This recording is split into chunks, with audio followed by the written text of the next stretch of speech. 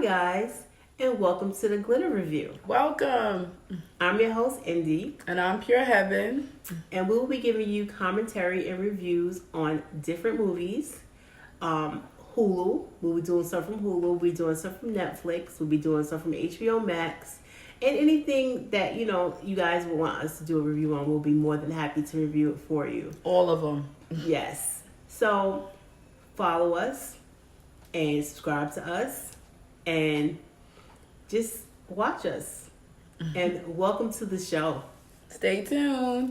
Okay, so the first show we're going to review is, you guessed it, The Midnight Club. Okay, it was a great show on Netflix. Have you seen it? Yes, I have.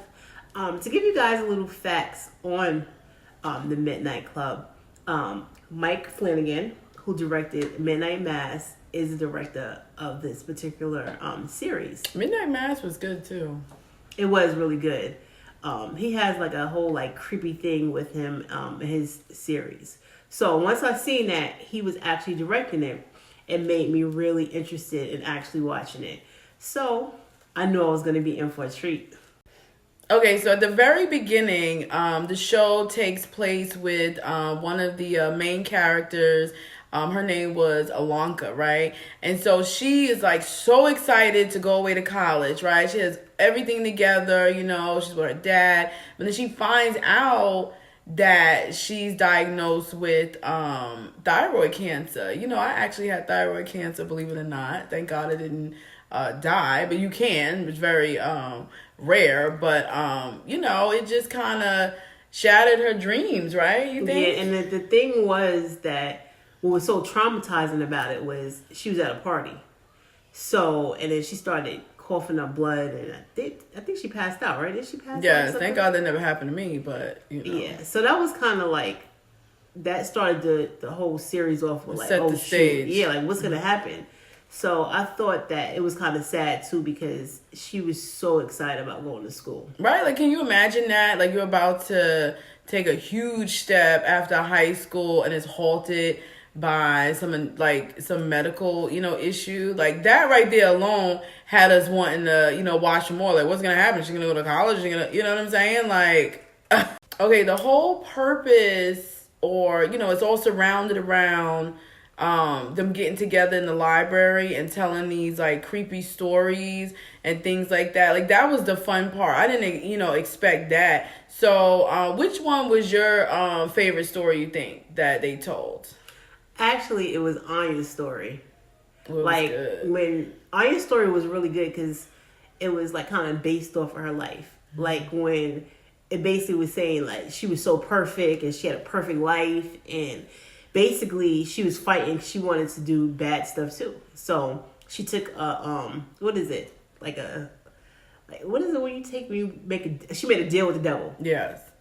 And even though the lady said she wasn't quite the devil, yeah, because she was like, I don't need your soul. I was like, oh, okay, excuse me. Yeah. But that story really was good because it really it's like one of those things where like it showed how people sometimes really want to be in real life. Like, you want to be that perfect, person and always do the right thing and never veer off to the left. But then in that same sense, one can also feel like, Dad, I want to have some fun. I want to try that, but without the consequences, right? So it sounded good in the beginning, right? So I was definitely like, sounded good. Okay. Because she's like, I want to do the drugs. I want to have fun. I want to party. You know what I'm saying? I want to have sex. And I want to do this. And I want to... But it really hit when she was on stage, and at that time, yes. Her doppelganger was doing drugs. Like, dag, right now, and she felt. I was like, dag, I was embarrassed for her. Yeah, and then after she made the deal with the devil, it was like she started really doing these things, and it was crazy because she was enjoying it for a minute. She was enjoying it, but it's like it made a point of view like, hey, you could do the fun things in life, but it has consequences. And it's like you could do those things. In reality, you could have fun, you could drink, you could smoke weed, that's as far as I would recommend. You could do stuff stronger, but that's your own thing. But the thing about it was that you have to if you're gonna do something, you can't go overboard. And her moderation, yeah, her doppelganger was like doing drugs, I'm going having sex, in. and I'm going. She got in. addicted. She got addicted. Isn't that what usually happens? Yeah, but not everybody gets addicted to drugs. Allegedly. So, what was your favorite clip? I'm glad you asked. My favorite clip or story was Kevin, right? Kevin's story was really interesting because why was he hitting everybody with a hammer like that? Like, ow. Like, it just, and even though, well, the TV rating was MA, mature audiences, right? And I agree, because when I saw him, hit the victim with the hammer, I was like, I didn't expect this. You think it's like maybe like a little young adult show, but it really got vicious at that point. But my thing is, they didn't really explain how his mother was tied into that. Remember, his mother was like, he felt like she was making him do it or something like that. Like, even though she couldn't speak. Wasn't that strange? Well, the weird thing is, since it's, it's a spoiler anyway, but it was like he was knocking him down. Yeah, but it was like literally. The thing is that like every generation, the spirit of his grandfather or something, it was like a spirit that would go into their bodies, and it would like take control of them and make them do evil things. Was it for every story or just for him? It was for every generation. In his story or all the members? No, in his story. Oh, okay. Yeah, his story. And now, okay, That's why you need two people who don't watch the show, because sometimes I forget what actually happened. It was cool because every time he would tell the story, he'd be like, okay, just wait. He would never end it. He wouldn't finish it. He would never end it. He would say, you got to stay alive to hear the rest. And I thought that was cool because it spanned it out through different episodes. And, it was an interesting thing. I just don't understand how, like, a lot of their stories kind of reference back to, what they like who they are and what they were or what exactly. they, But that kind of didn't reference back to anything. I mean, mean, because they didn't really do those things. You know what I'm saying? Yeah. He didn't really hammer those people like that. Exactly. Well, he might, he might have been a serial killer. We don't know. That they might talk about it more on the next. I think they have a next season. No, well, it's not really confirmed yet. They don't know if they're gonna have a season 2 yet. I bet they will. They better shoot. All right, so let's talk about the ritual and how it came to that and stuff. I feel like Ilonka, she had a very strong will to live. Like, she wasn't going out like that. She was like, not me. We're going to figure this out. And the thing about people is that, you may not think you're a determined soul and, you're not capable of much. But let somebody say that your days are numbered, and you'd be surprised at what you would do or get into, because you have an ounce of hope or faith that makes you feel as though, anything is possible, right? So, she started looking up, what was it called, the 7 or something like that, or do you remember? I don't know. I know it was like a sign thing that was all over the place. It was the hourglass sign, but she had started that ritual, which was creepy as hell, and they were like putting blood on Anya's head and this and that, and and stuff. So, but it really goes back to the lady. What was her name? Dr. Georgina? No, not Dr. Georgina. The lady. Okay. Oh, the natural healer. Yeah. Lady that she was meeting up with every so often. Yeah. It really goes back to, it's a whole story behind that, which she basically, like this was like in the 60s. She basically was sick too, and she got cured. She actually did like kind of like a story about the whole thing. She kind of like twisted it a little bit around, not telling the whole truth, but basically that was the main reason why she came to the school, because of that lady. What, you don't remember her name? No. I don't.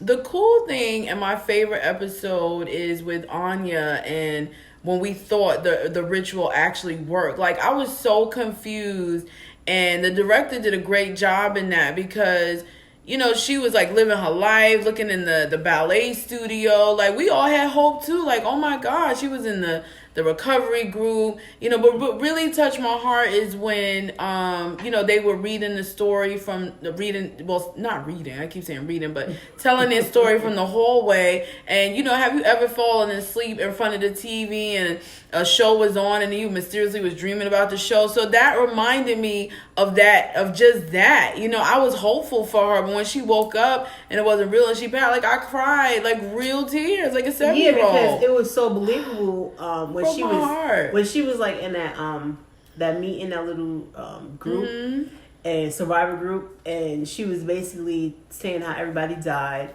I think that made me really think that she really survived. But it was strange too, because how can they fast forward to her talking about everyone died? And I started feeling a little off about it because we didn't see them die. I was like, what? Like, that didn't seem right. The thing is that in some movies, you know, people that watch are really into movies, they'll have scenes where they may go like fast forward to the future, and then the person will go back, and then they'll start telling how everybody died or how everything led up to that action. I just had so many emotions. I didn't know what was going on. You know, I was just like, is she living? Is she not? No, but when she ran into a mesh and gave him a hug, and he was like, wait a minute, my name is, and the Suki came out, and Dr. Georgina, I was like, hold up. And then they started showing parts of like the story, characters of the story. I heard the Biggie voice. It was all a dream.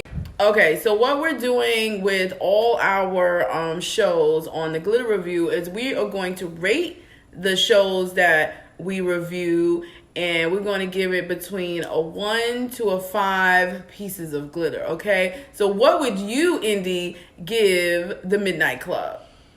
I give it 4 sparkles of glitter. And why? Tell us why you give it 4 pieces of glitter. The reason why I give it 4 sparkles of glitter is because I thought Mike Flanagan did a good job on the movie. He did. He really did a good movie. He did a great job. He made me cry. I didn't think it was scary enough. You know, like, I'm really into like horror. Okay. So I just felt like it was incomplete. They didn't really show enough. Like, they didn't lead up to more of, like, they were showing like the scary man, the scary woman. Right, but we wanted to know why. Yeah, like, I have questions. Like, why are people popping out from the corners? Yeah, they didn't really go. Why is the hallway looking like it's from 1920? I mean, exactly. And that wasn't even really that scary. No. I mean, it was interesting. It had a little spark to it, but it really wasn't like horror. And Mike Flanagan, like he did in Midnight Mass. Midnight Mass was really good, you know. So both of them were good. They were. I'm not gonna take away from this one. They were. I just felt like it wasn't scary enough. It wasn't scary enough. It was deep, but it wasn't scary enough. It was a good movie. The actors were great. I loved everybody. All of them did a good job. It wasn't just this person was a good actor. That all of them were a good job. All of the young people in this movie. I agree, though. Was good. I would give it 4 sparkles of glitter too. 4 mainly because, you know, there were a lot of parts that were intense for me, and it actually made me cry. Like, if you can watch a show and make you cry, then it has to be good. But I would say yes, that element of it wasn't that scary, even though there was a one where Anya was sitting on the bed, and I think, was it the scary man or whatever, the witch was behind her. I'm not gonna lie, I did jump, but I'm scary. I love horror, right? But that really made me jump. I mean, it was a couple little sprinkles in there. Yeah, but they didn't say why. Like, why are you lurking in the house? Why? Maybe in season 2, y'all, they're gonna go into it. Okay, maybe.